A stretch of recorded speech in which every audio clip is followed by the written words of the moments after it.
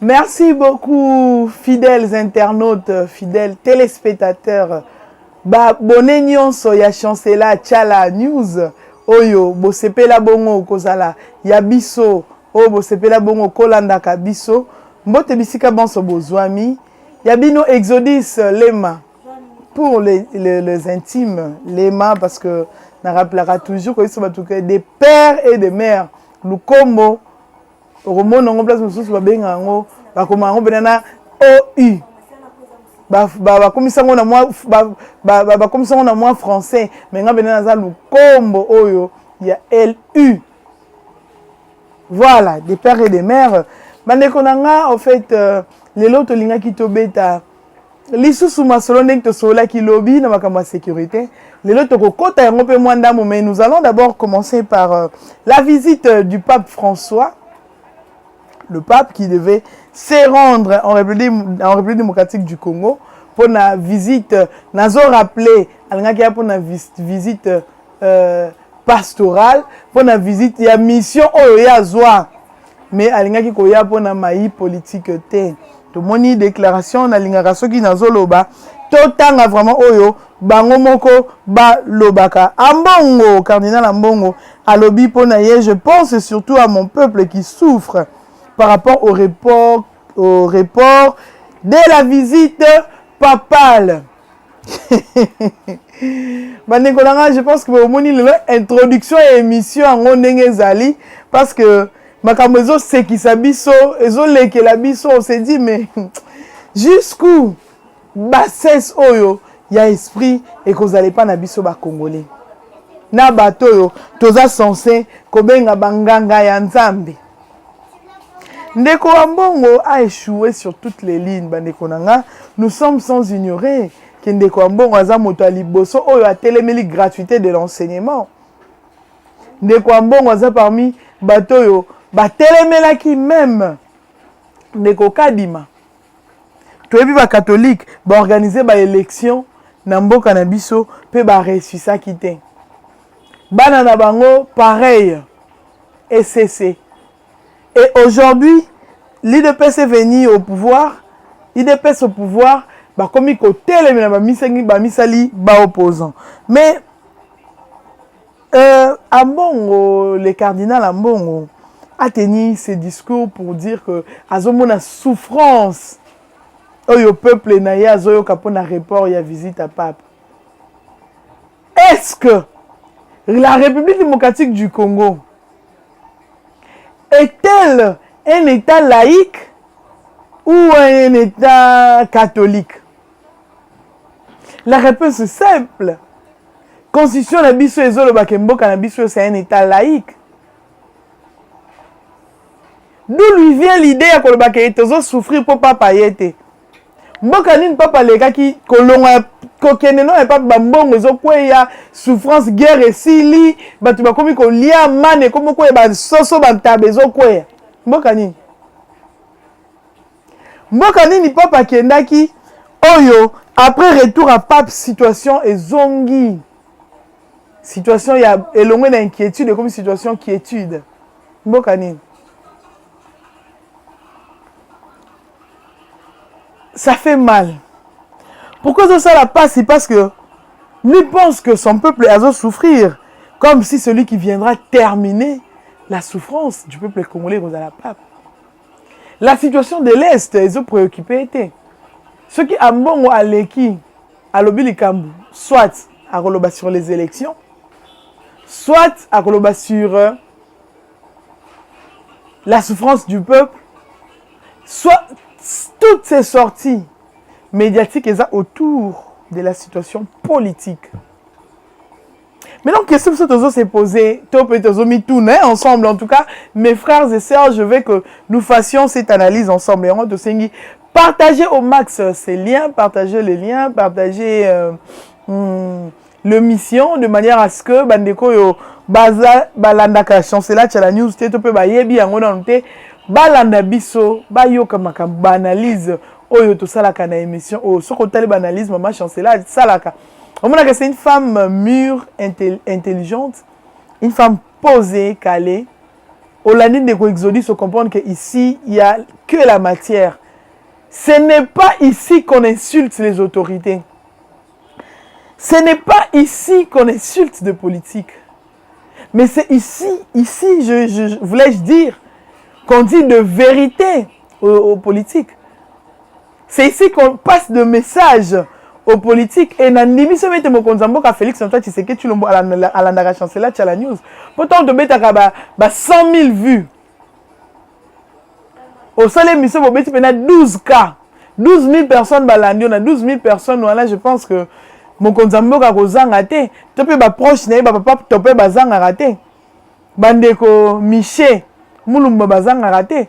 Bandeko balandaka biso bakomisaka maloba pe mokonza mboka ba maman ba dada national lokola ba Roselyne Bombo ba Daniela bazanga raté Victoria certes bazanga raté kolanda. Les collectifs de communicateurs et défenseurs des institutions ba président René ba président Pascal Bakole sans rival ba président Neville ba Gloria Panther Otali Mupanzuko, bazanga kate kolanda biso.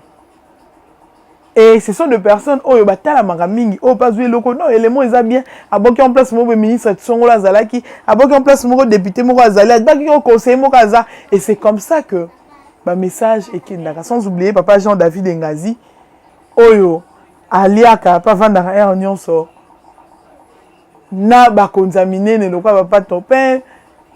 Vous comprenez? Ici, en fait, tous ont la caractère pédagogique. Permettez-moi, en tout cas, peut-être Missus Wamona, Sali qui Jalelo, Sali Mabanga. En fait, j'ai cité ces gens parce que ce sont des gens qui nous suivent directement. Ce sont des gens qui ont la facilité. Il y a comme ça peut message et pas mon konzamboka. Tant que vous avez comme motiver davantage à comme ça message et comme motiver à partager le lien. Voilà ma raison où est-il d'Arabie Saoudite sur mon dossier moi des trois combos c'est par rapport à ça. La souffrance bandeko ba répondre ki ngata on a ça qui va poster na ba réseaux sociaux. J'ai dit que n'a posé question souffrance il y a ndeko il y a peuple to pe souffrance oh yemo kwa zoyo ka koseli peuple makambo. Eza nini est-ce que ka papa yete to pona tant que ça se rappelle l'intérêt de la guerre à Est, à au Rwanda, tant qu'il a neutralisé Rwanda. Les gens m'ont dit non, maman Exode. Souffrance naïe, vandi, la gratuité de l'enseignement. À mon arabana, ba fout à minerval, te souffrance n'est en wana. Souffrance n'est en wana qui n'a pas université reporté comme ya cardinal Ambongo te. Souffrance n'est en à chaque fois les cas moni etu, à les cas moni cardinal Mosengo. Aleki kuna moni boy ezo suisse e motema alo banga na tina kolongwa kana osala ka université te ngala ko bimsa ndenge malula ya université kana malula ezaka te.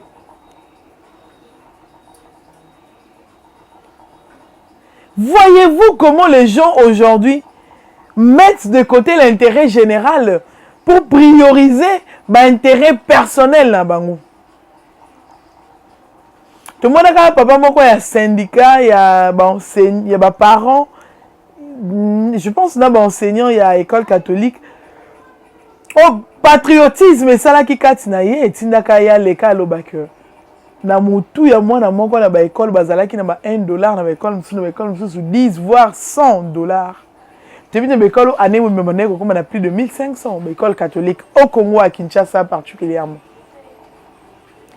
Mais grâce à SEM, Félix Antoine Tshisekedi Tshilombo, gratuité de l'enseignement et Kotaki. Les lois étaient comme à la forme, mais la gratuité est bel et bien là. Et elle sera encore effective l'année où Ezobana. Et ça, bilan, émission, il y a spécial bilan Mokonzambo Kate, mais c'était quand même important que nous puissions en parler. C'était important que nous puissions en parler. Bande konanga, nazo tangelo comme sous à la lettre. La lettre choc, il y a fin stratégique politique et vraiment catholique. À Tomoni, déclaration Balobi, les souverains pontifs a refusé quoi un beau cannabis selon l'Isanga Bonganga. Pour la lettre, oh, il y a comme qui le souverain pontife te peut pape. Lettre, oh, l'Isanga Bonganga, le bien comme qui pape en Rome, Et ça dit que papa na Rome à la République démocratique du Congo. De l'autre côté, à Mbongo lobby, ils ont gouvernement est pécheur parce qu'on a triché. Ce qu'on a tout la question, smartphone et bungaka période abe maluma le sakufa na yape manakimia. Ils allaient l'église catholique. Est-ce que bakaboula comme basango, bakaboula comme mamelo, to ils ont passé pour tomber iba qui wana za qui péché. Pombo que zomozonga na traîner comme péché, ça fait mal. Lisanga bonganga un rêveur, lisanga bonganga o avandi emoka lobi non, ngai na zui poste te. Kota na nga na kana ki na kozwa na eza respecté te na comme opposant. Tant tunde ba comme opposant frustré. Les gens se sont transformés aujourd'hui en des opposants frustrés. Nazoteka ba cerveau te, mais cerveau na on dirait comme une panne. Cerveau na comme une panne, pourquoi? Parce que nazomi tuna tope na tuni bandeko boya nolanga ta na ba commentaire pap koya na Congo elinga ko suka la Congo te nga ke neti na Soudan siko lettre lisanga bonganga komaki a traduisa ke en arabe atinda ngo na Soudan ibsa ba soudanais bile bo zoka même lettre botinde lango pap il fallait pas aller na Soudan. Po yo komela ki e bon papa ko banga te po le babo na kosa kaka lokola bamba komeli ngana ke pe Soudan te non aza libre ko ya na Soudan to moni ke papa ki na Congo te po yo lisanga bonganga o komela ki pap les politiques congolais les politiciens ngoya mona comment benga no ba politiciens kande mbwala ndaka mukuwa ningi bino mona ndaka intérêt soki intérêt zate mona mbo pena so mukuwa zate allié te mona mbo benga te Shabi so bambo so mingi comme on Shabi. Obenga Shabi azoningisa ka mukila azo kipe ote. Nenge moko na politique congolais. L'homme politique congolais ne voit que ses intérêts. Ya bango eleki makasi. Atako to lobaka na makambo ya relations internationales biso to lobaka que les États n'ont pas d'âme. Les États ne voient que leurs intérêts. Ces États sont dirigés par les hommes ou bengi les politiques. Oh, Liban va comment un diplomate. Mais ces gens ont une mauvaise façon de faire la politique en République démocratique du Congo. Au Congo, ceux qui m'ont cop naïe simbité. Cop naïe simbité, Alala Lamou qui a commis opposant. Alala Lamou qui a commis opposant. Donc, Pape, a reconnu, to conclure que Pape a reconnu na Congo te. Pour le gouvernement en place, c'est un pécheur selon Mbongo, selon Lisanga Bonganga. Pape, Akoya Congo, pour y a qui pape lettre. Ce que Pape n'a annulé visite na Soudan. Lisanga Bonganga m'a combien qui n'a place au Soudanais. Question penga na zo posaka, impact nini. Oh, il n'y a que na quotidien ba Congolais sur papa qui na Congo. Est-ce que M23, est-ce que les ADF, Oyo Bazali ba Ougandais, M23, Oyo Bazali ba Tutsi Rwandais, ba aussi là. Sombo kasi Oyo FRDC na biso azosala. Vraiment, ça fait très mal.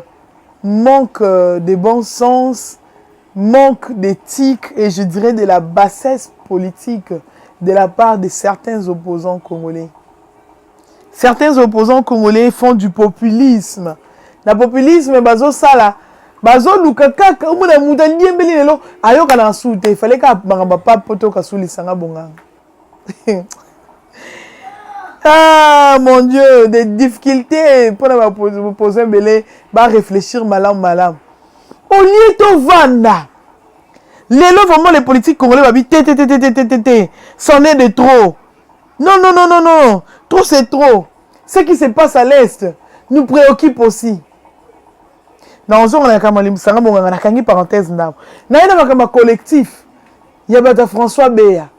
Bavandi tele la politique congolaise nzambe na ngai nzambe wani. Les politiques congolais qui a dit kibeni.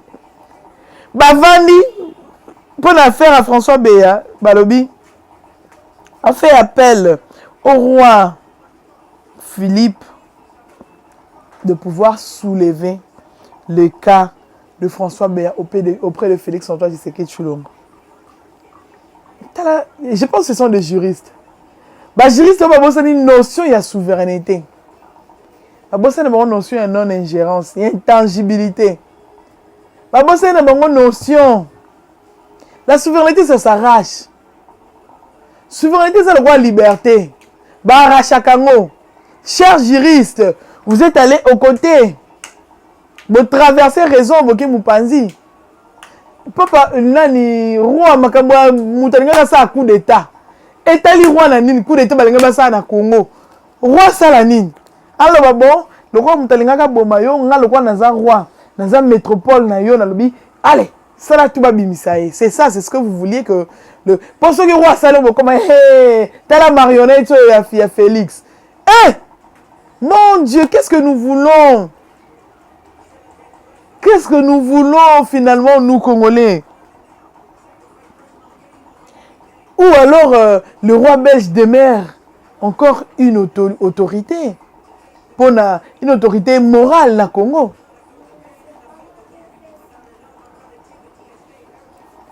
Ou bien, je dirais, autorité morale juridique, il y a Congo. Vous permettez, ce qui existe en tout cas, na Mekakolobango, soit si tu as été tindaye et pas un roi. Comme ça, la prison en Belgique.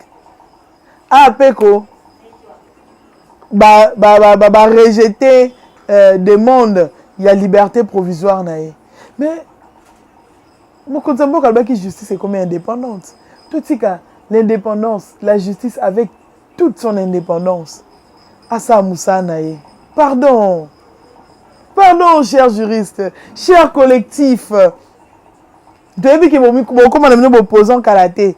Tu as vu que beaucoup de opposants, si beaucoup de opposants, mais faites quand même l'opposition, hein. Mission papa qui le roi ce n'est pas de pouvoir changer la justice congolaise, ce n'est pas de pouvoir s'ingérer aux affaires internes et surtout aux affaires qui sont aussi stratégiques que la justice. Aux affaires, il y a justice en fait. Mais je nous appelle, je nous exhorte à ne pas vraiment, hein, ne mélangeons pas les choses, pardon. Là, on descend très bas. On descend vraiment bas, ne mélangeons pas les choses, Bandekonanga. Tout mélanger les choses, tout mélanger les choses. Quant au collectif et aux politiques congolais, je vois la majorité et l'opposition. Na minute soyo, bataille na biso photo sala. C'est d'éradiquer les groupes armés. Exterminer les groupes armés. Faire en sorte que le Congo soit souverain. Se faire respecter par le voisin. Mais pour ce faire, Exodus Naoutaï Kolobango l'autre fois, que le Rwanda n'est qu'un instrument que les Occidentaux utilisent. Mais les Occidentaux, qui ont un instrument qu'ils utilisent, pourquoi tu utilises Rwanda? Et dans Rwanda, non, non, c'est un peuple dangereux. En fait, hier, c'est un peuple dangereux pour les Tutsis, les Nilotiques, les Juifs. Pour les quête contre Congo, bon, tu utilises Bango. Balongoli Bango même. Langue française, langue officielle, comme si on a anglais. Mais tala kobanga, bandekonanga, tala kobanga ya ndenge nini, lo lenge nini, makamnyo se l'axarabiso, que les autorités, bandeko to bengi, occidentaux, bangaka, français, occidentaux, bangaka, américains, bazwa bakena ko nommé Madame Mushikiwabo. Maman Louise Mushikiwabo. Oh, mboka déjà le roi Kala.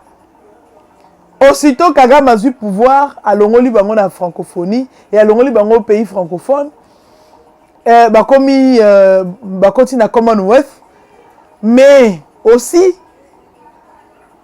bafoué anglais OIF, Organisation internationale de la francophonie, bazui mwasi ya mboka Rwanda ba commissaire secrétaire général ya francophonie. Rwanda longwe kaka wana te. Rwanda ake musika. Rwanda ake kozwa Swahili ake kokomisa ngo 4e langue nationale. Kako luka ko infiltrer Congo.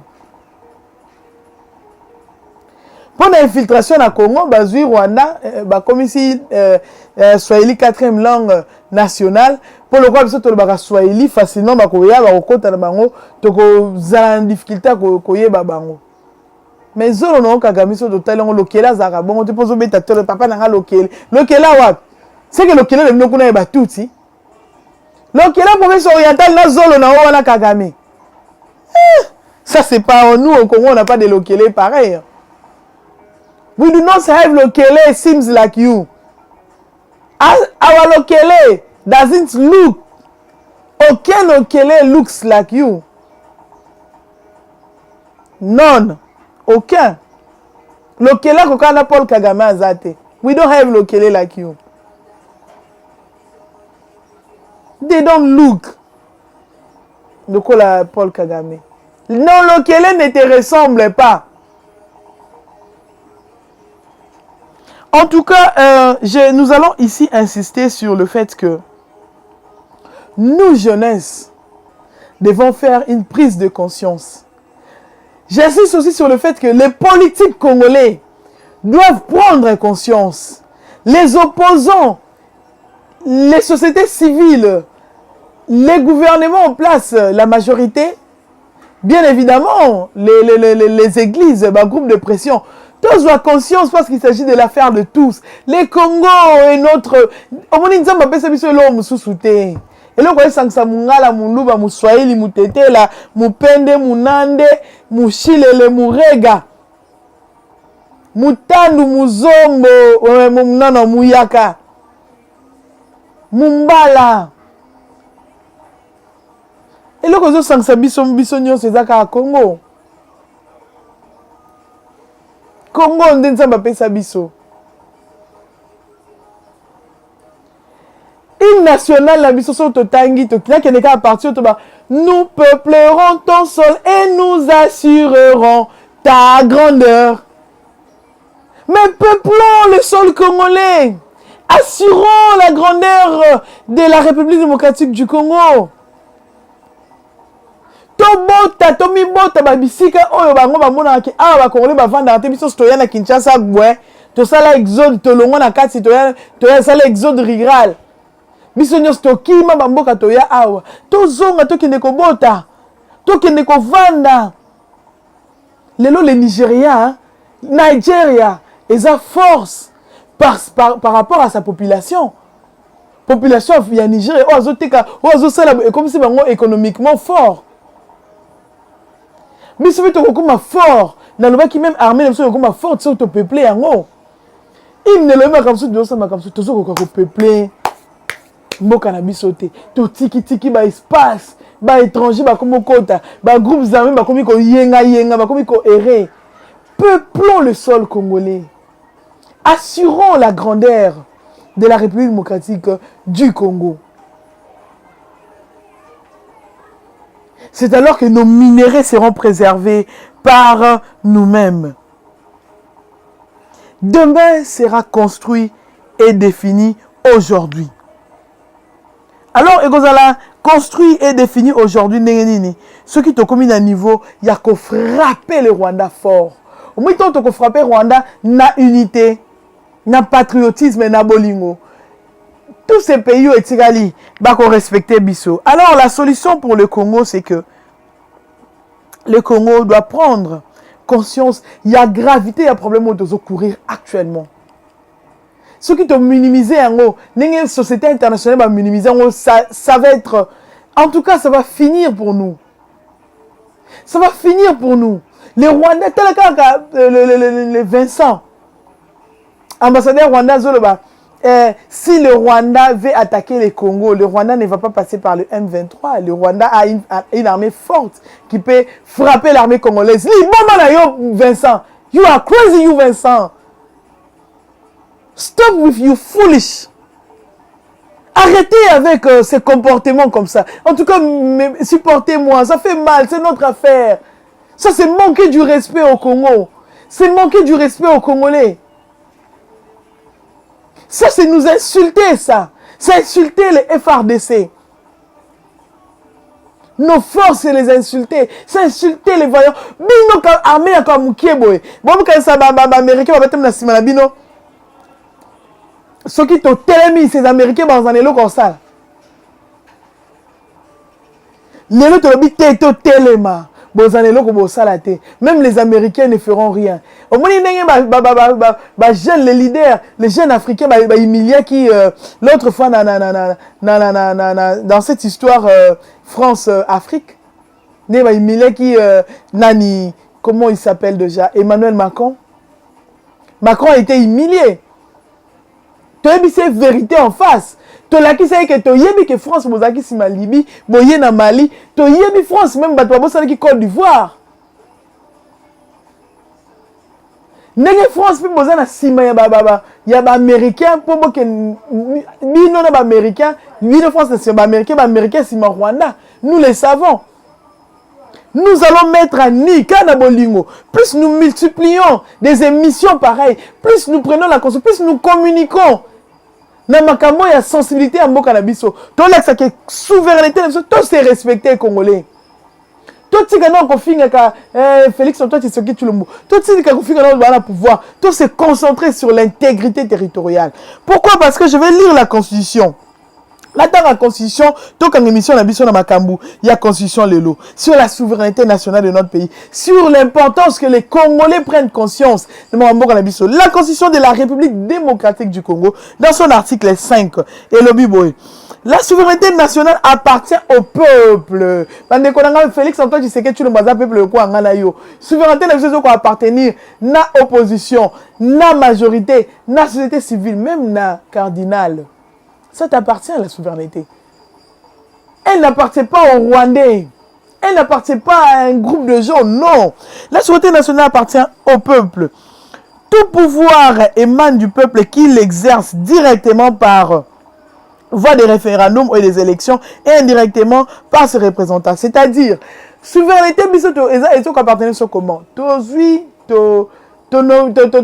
mandat, tu peux s'accabango. Directement, parce que ça passe par les référendums. Si vous voyez nous disons oui. Et nous votons, nous désignons nos représentants. Mais quand ces représentants ne font rien, nous-mêmes les peuples, on n'est pas morts, nous sommes là. Nous devons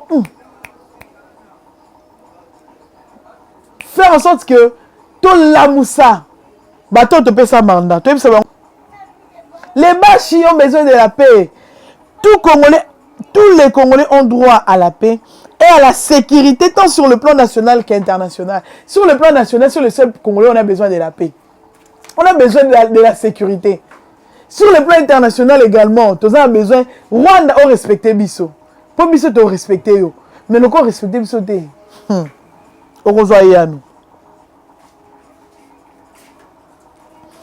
Aucun individu ou groupe d'individus ne peut utiliser une portion du territoire national comme base de départ d'activités subversives ou terroristes contre l'État congolais ou autre État. Il y a tout le monde autre État na Canabiso. Yo groupe M23. Ba tout si bokima kuna boye bo zoom sous le betali solo ndenge RCD botama. Même RCD là ba sana mboka la c'est ça la marate. Tu es vice-président de RCD. Mais RCD tu dis que c'est ba Rwandais. Tu es ministre à décentralisation ba nelti suka mutu mo kam tasimba ngo RCD Goma. Oh, eza ni nyango. MLC tu betali solo ndenge uta na Uganda. Un jour je viendrai parce que là c'est l'histoire. Je rappelle que je suis licencié en relations internationales. Alors, ce sont des choses, parce que pour être un bon internationaliste, il faut avoir maîtrise de la géographie, maîtrise de l'histoire, politique internationale. Tu Tout la constitution, pour ça tout élément. Dans l'article 63, tout Congolais a le droit et le devoir, qui c'est sacré, le droit et le devoir sacré, de défendre le pays et son intégrité territoriale. Fait une kataka émission dans des Coubertin. Dans 4 émissions, on a la phrase oyo. Tous a droit et devoir sacré. Cette nature, il y a devoir, na droit, tout ça, na sacré. Il y a qu'à défendre notre pays, notre territoire nabiso, territoire national, intégrité territoriale biso le peuple. Tout élément, peuple congolais, élément, aux à la militaire, aux à la policier, aux à la église, la politique, il s'agit de Congo pour les lois, ce qui est India, même témoin de Jéhovah qui existait, ce qui est une église qui manque, c'est qui existait, ce qui est India catholique, qui existait, ce qui est India protestant, qui existait, Binza, mais qui existait, ce qui est Indi. Voilà pourquoi tout élément, ceux qui recrutent dans l'armée pour te dire que sali proposition pour mon konzamboka, tout recrutement tout côté armée, moi si mon bali tout côté en armée, peut tout élément ceux qui te moni mutumo suspect, tout dénoncer. To dénoncer na sili sananga kotanga en tout cas awa défendre son intégrité territoriale face à une menace ou une agression extérieure. Menace yango le Rwanda zo menacé, Ouganda zo menacé, Burundi zo extérieure. C'est force extérieure qu'on menace biso. Congolais tellement prise de conscience, tozo suka wana. Il faut service minimum wana no kitate to suka na biso ka awa. Tosuki wana lelo mokola lelo mais eloko asuka na ndengaki to bakisa avant vraiment lelo nakanga émission ya lelo na ndengaki to bakisa kaka eloko moko baction patriotique et populaire nous to bandeko ça en Afrique du Sud tozo marché tozongela ngo biso nyonso liboso ambassade à Rwanda partout Congolaza ata boza mibale bokomi to lingite Rwanda s'ingérer dans ma commission. To boy Rwanda kota na mboka na biso. Otherwise, you guys boko mona nani Kongola zali. Biso nyonso liboso ambassade à Rwanda. Biso nyonso liboso sitting na liboso ya ba représentation des Nations Unies. Comme ça bango to boy. Soki bo continuer bo mona ne to exterminer bana na bino ba Rwandais. Nous sommes capables même de faire partir Paul Kagame. Tout l'Ongola, cette phobie que nous avons de Rwandais. Oh, bah, tu on a la Kabylie ici. La Kabylie nous a laissé la phobie de Rwanda. Donc, comment il Rwandais, il collègue, Rwandais. Tout zongi saboka suana, tout la musaboka suana. Paix.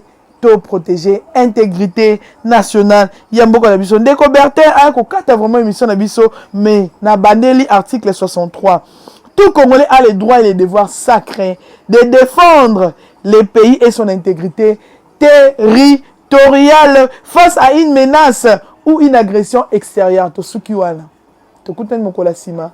Le numéro de téléphone, c'est le plus 243 89 97 67 078 plus 243 89 97 67 078 tout élément. Merci beaucoup.